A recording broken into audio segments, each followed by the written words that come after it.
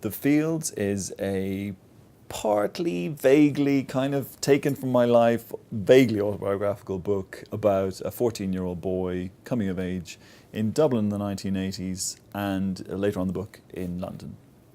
The Fields is very much a classic rites of passage story in that it's about a boy, these teenage years we're kind of familiar with, the trials that you go through, school life, home life, as you're heading into adulthood. But the interesting thing for me writing it, and the place I always wanted to go from the start, was to see what would happen if you took that journey and then completely blindsided it. Something comes into Jim's life that just knocks him sideways, and that was always the appeal in writing it, and I hope the appeal in reading it. Jim's life, which was very easy for me to write because I stole a lot of it from my life, is a sort of chaotic life, very influenced by a gaggle of fantastically interesting yet kind of eccentric older sisters. Jim has 5 older sisters.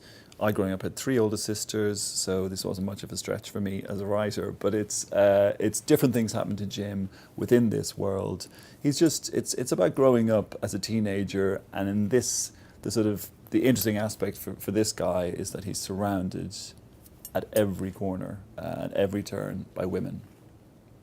So Jim's voice is comedic. He reacts to things in a funny way, observes them in a funny way, or at least I like to think. And even when terrible things happen to him, the most awful things happen to him, he retains that slightly sort of comedic approach to life. And yeah, I don't think this is that unusual. I think it's quite common among children anyway, that when terrible things happen, and certainly my experience of being a child is that in order to not quite stay sane, but in order to make sense of them, you treat them not quite as a joke, but you tackle them with humour.